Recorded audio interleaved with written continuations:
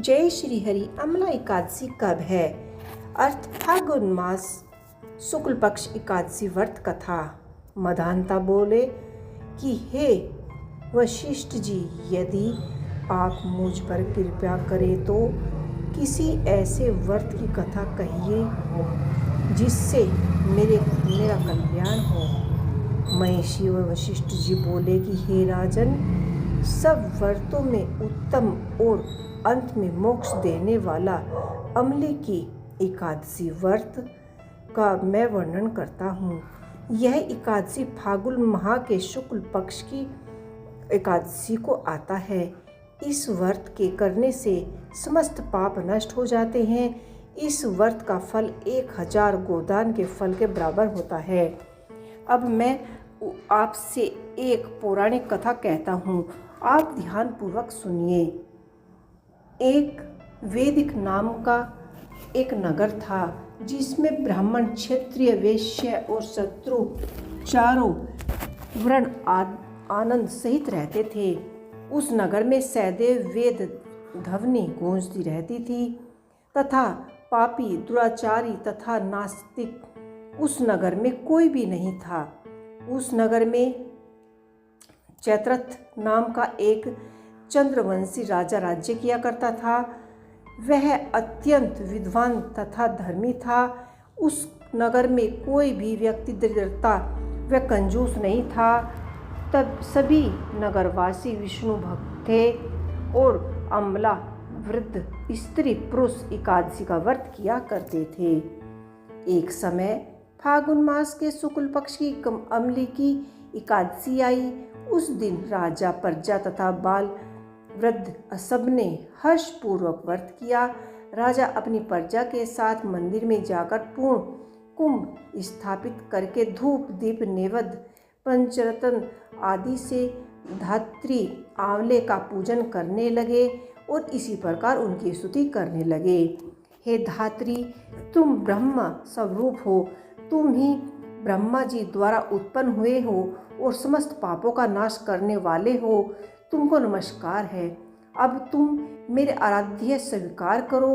तुम श्री रामचंद्र जी द्वारा सम्मानित हो और मैं आपकी प्रार्थना करता हूँ। अतः आप मेरे समस्त पापों का नाश करो। उस मंदिर में सब ने रात्रि को जागरण किया। रात के समय वहाँ एक बहेलिया आया जो अत्यंत पापी और दुराचारी था।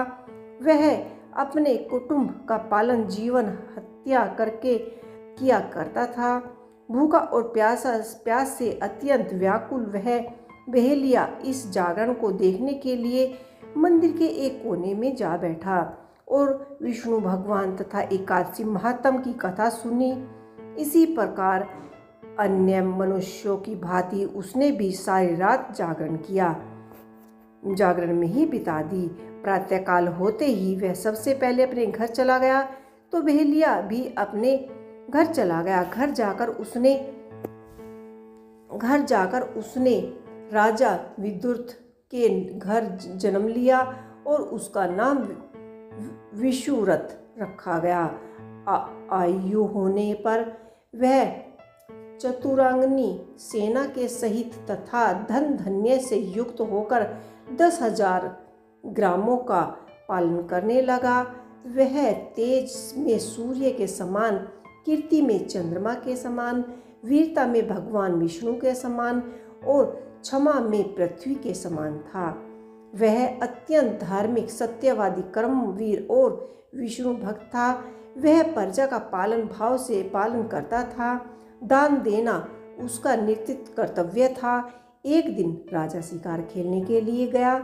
देवयोग से वह मार्ग भूल गया और दिशा ज्ञान न रहने के कारण उसी वन में एक वृक्ष के नीचे जाकर सो गया। थोड़ी देर बाद पहाड़ी में छिल वहां पर आ गई और उसने राजा को अकेला देखकर मारो मारो शब्द करते हुए राजा को की ओर दौड़ने लगे। गलेच्छित कहने लगे और इसी दुष्ट राजा ने हमारे माता पिता, पुत्र, पौत्र आदि अनेक संबंधियों को मारा है तथा देश से निकाल दिया है, अतः इसको अवश्य मारना चाहिए।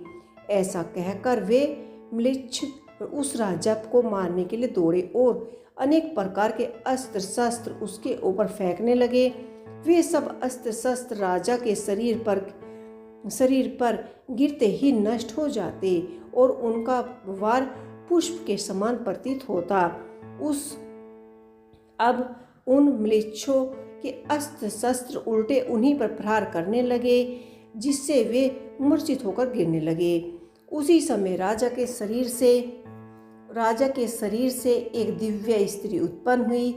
वह स्त्री अत्यंत ही सुंदर होते हुए भी उसकी भुकटियाँ टेढ़ी थी।